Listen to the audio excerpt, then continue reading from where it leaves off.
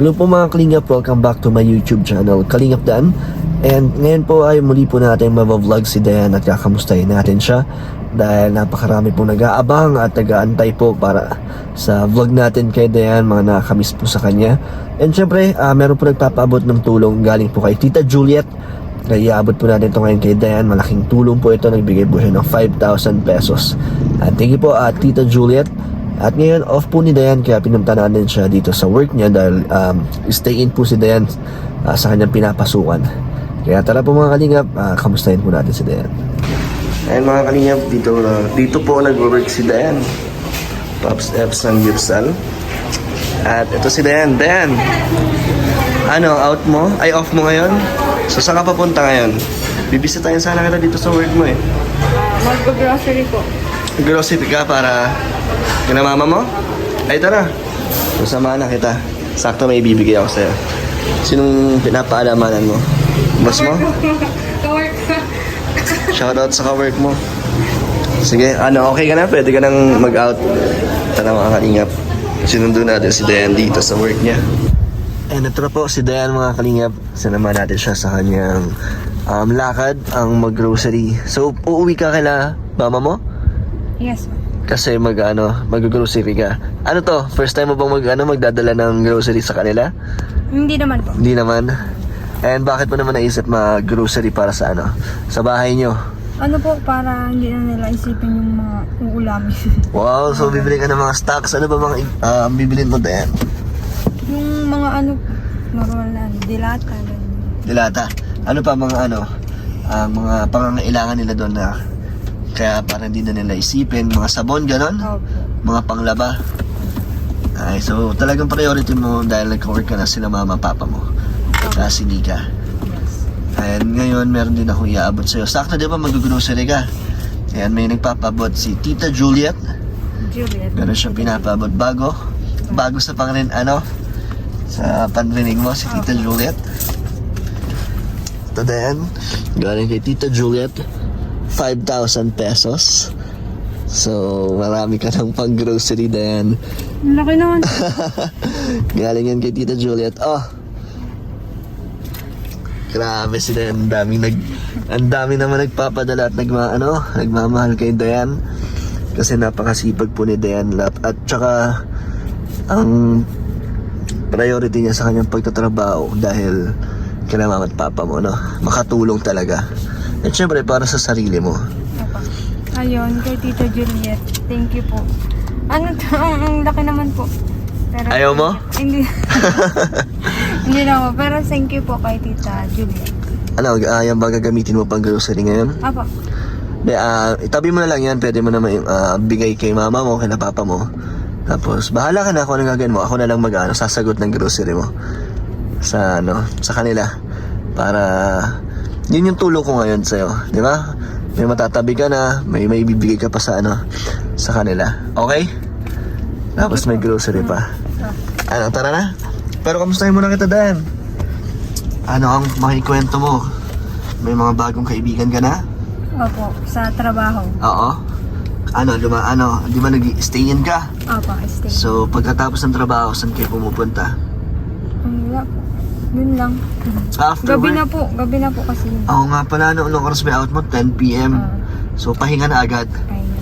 Tapos, pagising, anong bang oras ang pasok nyo ulit? 10 po. 10 a.m. So, talaga matutulog lang pala ka talaga, pagising, work na agad. Opo. Kamusta ang shift, ang duty mo? Okay naman po, parang nasasanay na po ako ngayon. Na-adapt mo na? Opo. Okay. And sa mga magtatanong, syempre, sa yung school application, ano ang balita doon? Ngayon po, wala pa po. Kasi matagal-tagal pa po. Siguro May pa. May pa po. May pa pala. Kala ko March. So, matagal pa pala. Ayan, sige, abangan na lang nila yun. Then, mabilis na naman ang panahon. Kamusta ka pala, Dayan? Mag-hello ka naman sa kanila. Hello po mga kalinga. I'm here, Dayan. And then, ang dami ko na mabasang comment na mga positive about sa'yo. Mga compliments. Opo, nababasa. Anong gusto mo sabihin sa mga na-appreciate ka? ano po, thank you. Kasi ano po, 'di ba? Kahit hindi naman po nila ako kilala, through video lang po nila ako nakikita, ano. Parang yun nga po. Basta, thank you po. So, kahit na malayo kayo sa isa't isa, kahit hindi ka pala nakikita Opo. personal, tingin nila sa'yo, mabait ka daw, tahimik. Tahimik. Tahimik, hindi naman po ako tahimik.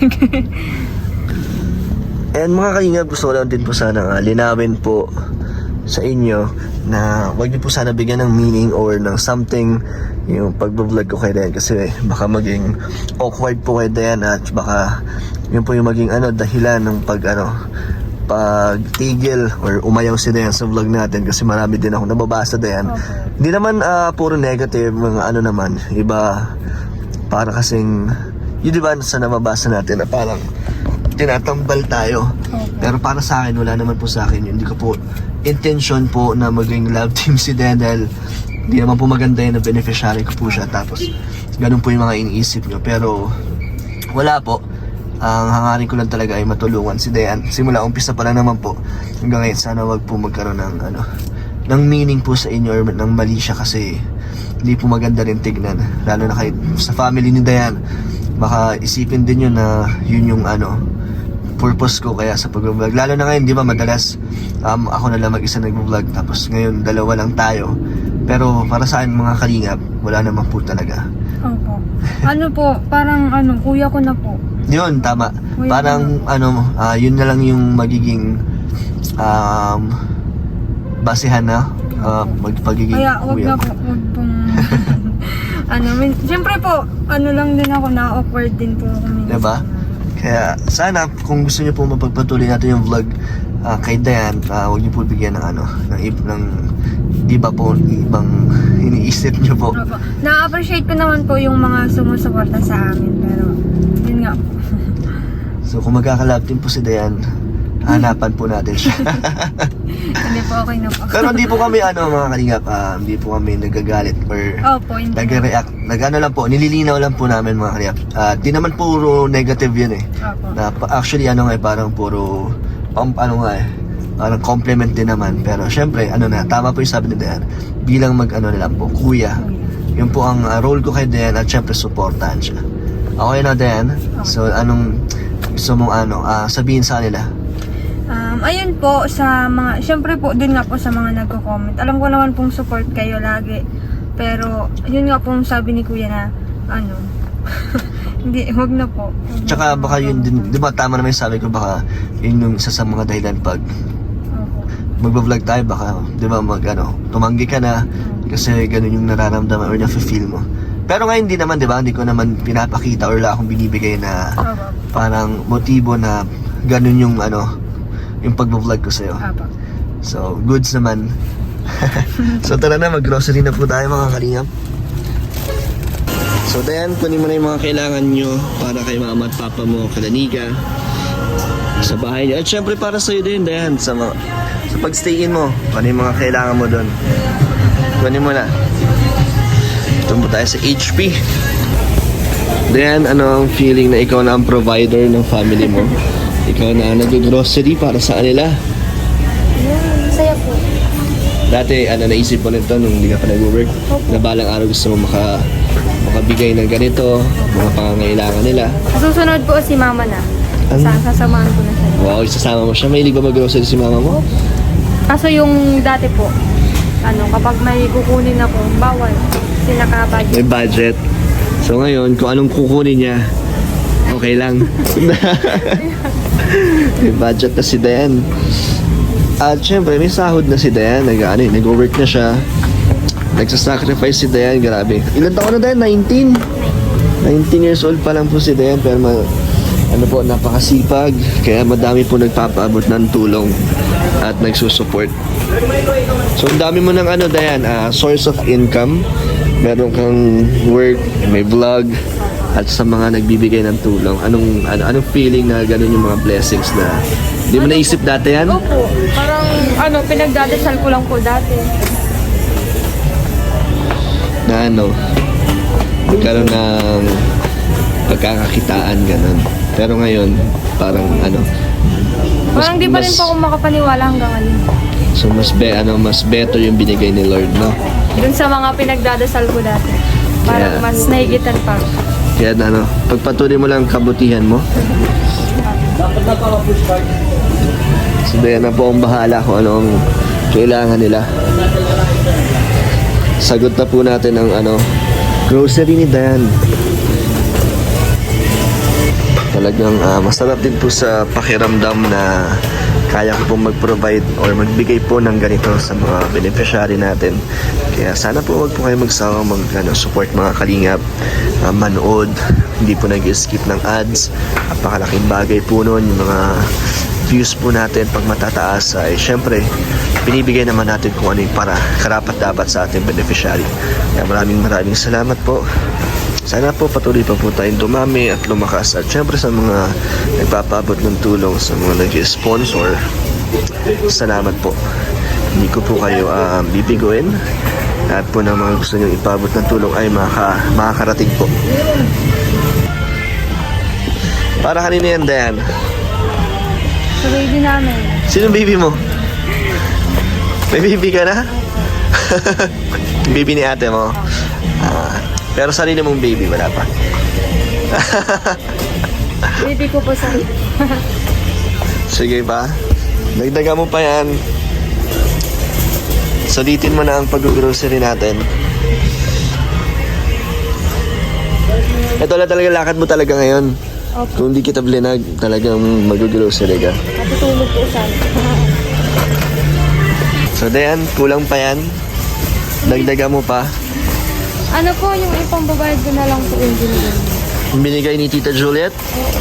Hindi, wag na. Itabi mo na yun or ibigay mo sa magulang mo. Siyempre, sa part ko naman sa aking channel, ito yung sagot ko sa inyo. Madami na. Okay lang yan. Para mas madaming blessings pa yung dumating sa'yo. Yan. Kaya, salamat po talaga sa mga mga sponsors at supporters natin. Napakasarap po sa pakiramdam. Sure ganda yan, kailangan mo pa ng toyo. Meron na po, pero nagdagdag ko na lang. Kulang pa ba yung toyo mo? Alam ni Dayan, aminado pong may toyo si Dayan. Pag mga babae pa, ganyan talaga. Tanggap nila na may toyo sila. Normal na po yan sa mga. Tanggap na po namin. Joke lang po yung mga kalingap. Okay na yan, Dan? Sure ka na? Ano po? So, tara. Dan, malapit na ang Valentine's Day. Sino ang magbibigay kaya sa'yo ng Ferrero? Baka may mga viewers natin na magbigay sa'yo ng chocolate. Yan ang mga kalingap. Pinamili ni Dayan para sa kanyang pamilya. Naiiyak po si Dayan kaya konti lang ang kinuha niya. Eto mga kalingap, hatid na natin si Dayan sa kanyang tinutuluyan. At tapos na po tayo mag-grocery. So okay ka naman sa mga binili mo Dayan? Parang ang konti nun. Parang onting araw lang nila magagamit yung mga binili mo sa mama at papa mo. Hindi, okay na po yun. Okay na yun? And anong gagawin mo niyan sa mga nagpaabot sa'yo ng tulong, Dan? Yung pera po? Saan mo gagamitin or... Yung po, ibibigay ko kay mama. Lahat yon? Yung 5,000 bibigay mo? Hindi, yung iba po, ipunin ko. Kaya nga, syempre kailangan mo magtabi para sa sarili mo. Lalo na dahil nga malapit ang Valentine's Day. Para may pang-date ka. Wala po. So sa mga nagtatanong po dyan, sino ang ka-date ni Dayan? Wala po. Wala pa mo nagyaya sa'yo, Dayan? Wala pa po ang hihina. So nag-aantay ka na may mag-aya? Kaya nga po yan, sagad. Na-joke na po. Diyan ba sa work mo wala? Parang may iba't iba naman kayong mga kasamahan dyan, di ba? Mga bagong kilala. Wala. Ano po kami dyan? Family po. Oh, family. Mama. Kung magkakaroon ka ng ng date Dayan, saan mo gustong Naka-experience ka na ba ng ng date before? Mga sa pass mo, Ano? Oo, kain. kain. Pero ano kahit sa... Pero ngayon, kung magkakaroon ka, ano ang ideal mong setup? Siyempre, Valentine's Day na yung halapit na. So, yun yung natin. Pag-uusapan natin. So, love life ni Dayan ang pag-uusapan natin dahil nakamusta na po natin siya sa sa personal niyang buhay. So, kamusta naman ang love life ni Dayan? Nasa tamang edad naman si Dayan dahil na siya, adult na. Ano po, wala. May inspirasyon ka na dito, Dayan? Wala. Wala? Baka kaya hindi ka na umuwi. Kasi nandiyan, para kasama mo siya dyan. Ala, hindi po. Wala naman. Wala po. Huwag ka mag-alala, di naman nanonood sila mama, papa mo, di ba? Hindi ka nila mahuhuli. Wala naman. Di, part lang naman, di ba, ng buhay ang inspirasyon, di ba? Para mas lalo kang ganahan. Ikaw, sino ba inspirasyon mo, Dayan? Sila mama po. Sila mama, papa ko. Sino ba? Yun lang po. Sino? Inuulit talaga ako ni Kuya eh. Si Lord, di ba? Si Lord. Si Lord. Yun po. Sa work mo, ano ang nagpapagana sa'yo magtrabaho? Sa work, sila mama rin po. Sila din? Inuulit talaga ako para mama. Baka madalas kasi si Den eh. Bakit nanonood ba siya? Sino po? Yung... Wala nga po. Wala, ayoko po. Ayaw mo pa? So, focus ka lang muna sa sarili mo at sa family mo. Apo. And pag nag-aral ka na, dapat mas bigyan mo ng pansin ang pag-aaral mo. Apo. Paano mo mapagsasabayan? Kaya mo ba? Siyempre, bukod sa pasok-pasok na school, kailangan matuto din. Maraming mga activities, lalo sa eduk, di ba? Apo. Parang madaming kailangan i-memorize pag teacher or, Siya po. di ba? So, paano? Lesson plan. Paano ka? Lesson plan agad. So, paano mo gagawin yan sa sa oras ng trabaho mo? Yun na nga po eh.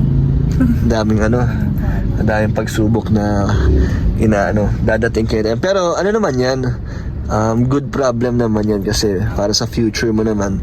At least, di ba, may progress na yung buhay mo, Opo. may nangyayari na sa'yo. Masaya ka naman doon? Sobra po. And sige na Dayan, dahil gabi na, kailangan mo pa yatang mag-asikaso dyan. Opo. So, ayun po, maraming salamat po kay Tita Juliet and kay Tita Nikki. Kay Tita Nikki. And sa lahat po na nag-sponsor kay Sir Panday. And then yung dati pa po, maraming salamat po. Lalo na po kay Kuya, kay Kalingap Dan. Yun po.